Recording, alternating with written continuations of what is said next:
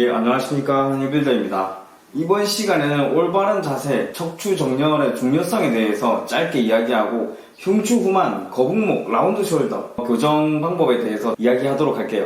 여러가지 할 이야기가 참 많지만 학술적인 이야기는 빼고 일반인이 들어도 쉽게 이해할 수 있게 납득이 가게 설명을 좀 하도록 할게요. 이제 올바른 척추 정렬이란 게 있습니다. 이제 척추 정렬이 올바르게 되면 우리가 쓸데없는 부하가 몸에 안 걸리게 되는 거죠. 척추 정렬이 올바르지 않다면 어떻게 될까요? 가만히 있는 것만으로도 물리적인 스트레스가 높아집니다. 부하가 계속 걸리는 거죠.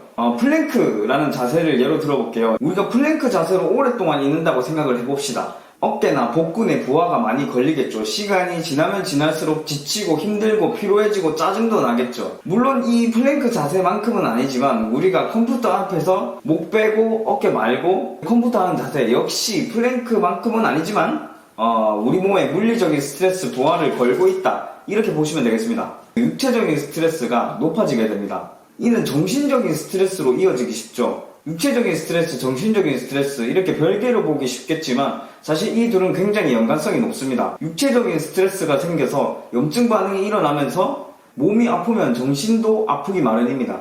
짜증도 잘 나게 되고요.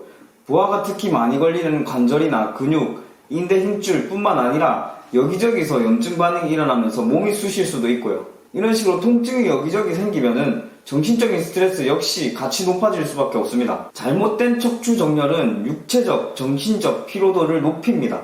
다르게 말해서 삶의 질 자체를 떨어뜨리는 겁니다. 꼭 교정할 필요가 있습니다. 우리가 만약 올바른 척추 정렬을 갖게 되면 잘못된 자세로 인해 쓸데없이 걸리는 부하들을 없앨 수 있는 거죠.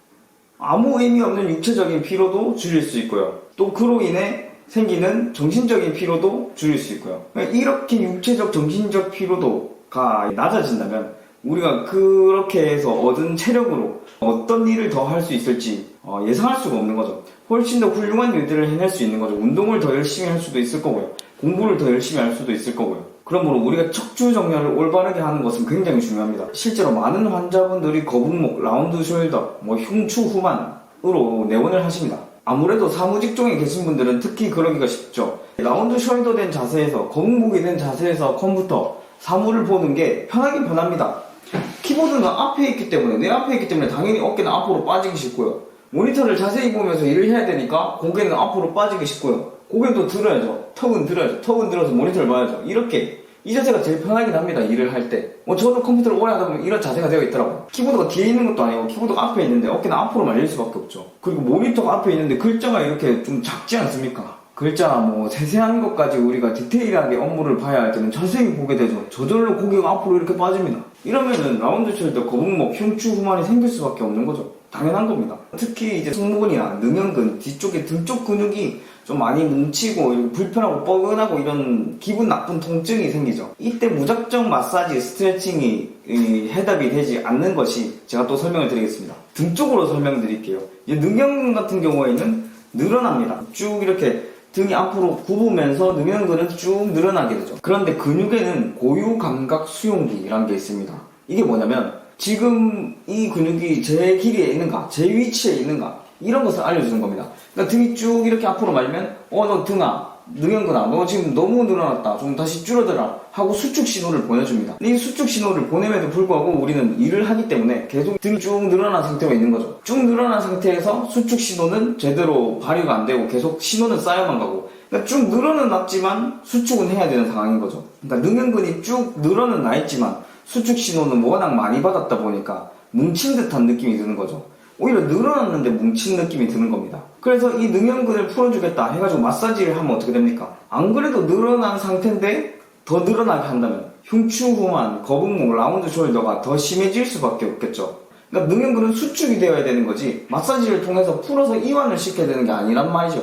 그래서 마사지는 척추 정렬을 바로잡는 데나 실제 우리가 느끼는 통증을 근본적으로 치유하는 데는 오히려 방해가 될 수도 있는 겁니다. 물론 마사지 하는 순간에는 그쪽으로 혈액도 공급이 되면서 굉장히 시원하고 낫는 듯한 느낌이 나지만 그 본질적인, 근본적인 치료는 되지 않는다는 뜻이죠.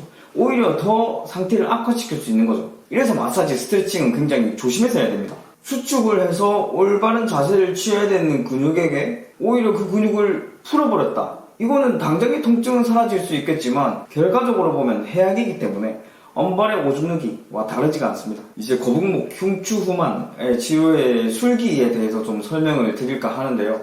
뒤로 빠진 흉추들, 이제 그러니까 뒤로 굽은 등뼈를 그냥 밀어 넣는 겁니다. 간단하게 말해서. 이 등뼈를 밀어 넣음으로써 고유 감각 수용기에 적절한 자극을 주게 되고, 올바른 자세, 올바른 척추 정렬이 무엇인지 이 고유 감각 수용기한테 전달을 하는 거죠. 그럼으로써 우리는 올바른 자세에 조금 더 가까워질 수 있는 겁니다. 물론 추락 치료를 받고 내 스스로도 의식적으로도 올바른 자세를 취하려고 노력을 해야겠죠. 그러니까 이 자세를 보시면은 왼쪽 손으로는 환자의 머리를 감싸고 쭉 당깁니다. 그리고 환자에게 이제 양쪽 손을 이제 양쪽 어깨를 이렇게 감싸라고 합니다. 그러면서 흉추를 쫙 벌려주죠. 쫙 벌려주고 넣어야 될 흉추에 오른손을 대고 똑 하고 밀어 넣는 겁니다. 그럼 흉추가 들어갈 수밖에 없죠. 그리고 흉추 후만이신 분들이 이런 치료를 받고 나면 굉장히 시원해 하십니다. 또 집에서 혼자 할 수 있는 부분은 마사지볼로 등뼈, 흉추를 밀어 넣어도 좋고요.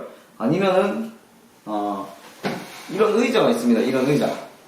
이런 의자에 이렇게 등을 쭉 기대고 이렇게 흉추를 계속 꾹꾹꾹 밀어 넣어주는 것도 좋죠. 좀 모자라다 그러면 저기 벽 쪽으로 다가가가지고 손으로 이렇게 벽을 잡고 이렇게 쭉 밀어 넣으셔도 괜찮습니다. 오늘 여기까지 하도록 하겠습니다. 감사합니다. 치실 것 같은데.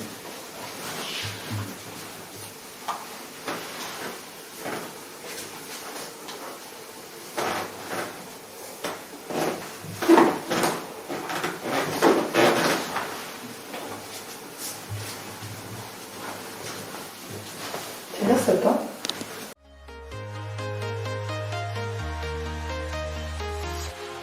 Walking alone, the streets are empty. The only thing I can see is my own silhouette. I'm getting stronger.